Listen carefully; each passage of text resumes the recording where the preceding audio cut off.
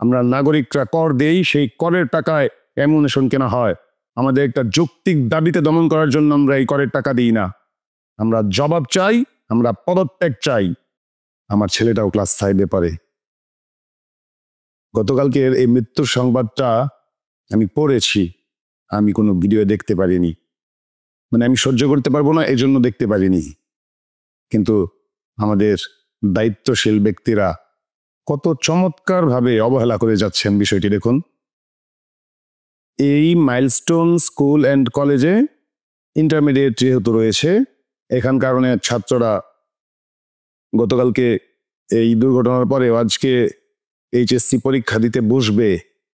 এটা কিভাবে ভাবলেন আমাদের শিক্ষা উপদেষ্টা হোক, শিক্ষা সচিব কিংবা তাদের অভিভাবক, আমাদের প্রধান উপদেষ্টা, উনি কেন ঘটনার কিছুক্ষণের মধ্যেই ক্যাজুয়ালিটি যখন গণনা চলতেছে, চিকিৎসা চলতেছে, এর কিছুক্ষণের মধ্যেই কেন তিনি আজকের এইচএসসি পরীক্ষা স্থগিতের ঘোষণা দিলেন না?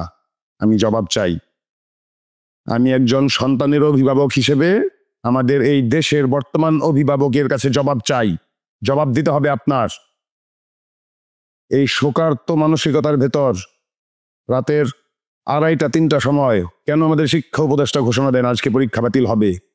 এটা উনি সারাদিন কেন ভাবেননি? আমি জবাব চাই। আমাদের সন্তানেরা আজকে সচিবালয় সহ বেশ কিছু জায়গায় বিক্ষোভ জানাবার জন্য জড়ো হয়েছেন। সেখানে আপনাদের আমলাদেরকে প্রোটেকশন দেওয়ার জন্য এই শিশু বাচ্চা, নাবালক বাচ্চাদের উপর কেন টিয়ার শেল মারা হচ্ছে? আমি জবাব চাই। কেন সাউন্ড গ্রেনেড মারা হচ্ছে? আমি জবাব চাই। কেন লাঠি দিয়ে তাদেরকে পেটানো হলো? আমি এটার জবাব চাই। গতকালকের যেই ঘটনা, এটা দায় কার আমরা জানি না, কিন্তু এটি ইচ্ছাকৃত কোনো ঘটনা নয়, এটাই ধরে নিচ্ছি সবাই আমরা। দুর্ঘটনা, যেটা হয়তো বা এড়ানো নাও যেতে পারত। আজকে যেই লাঠি চার্জ হচ্ছে, টিয়ার শেল মারা হচ্ছে, সাউন্ড গ্রেনেড মারা হচ্ছে এই শিক্ষার্থীদের উপর, এটা তো এড়ানো যেত। এটা তো আপনারা সজ্ঞানে সুস্থ মস্তিষ্কে ইচ্ছা করে মারছেন। আপনারা সাজোয়া যান নিয়ে আসছেন শিক্ষার্থীদের আন্দোলন রোধ করার জন্য। কি দাবি করেছে তারা? কি দাবি করেছে? তারা বলেছে এই শিক্ষা উপদেষ্টা এবং শিক্ষা সচিবের পদত্যাগ চাই। হ্যাঁ, আমিও চাই।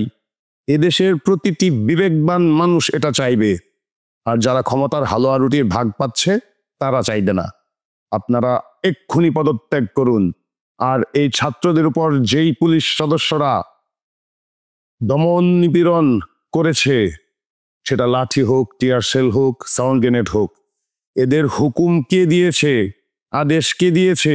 এই টিয়ার শেল, এই লাঠি, এই সাউন্ড গ্রেনেড কেনার টাকা কে দিয়েছে আমরা জানতে চাই।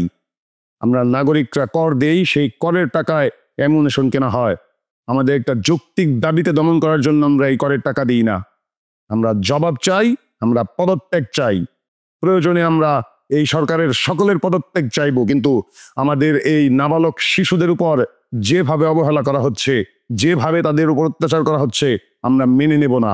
আমি মেনে নেব না। আমি একজন সন্তানের অভিভাবক হিসেবে মেনে নেব না।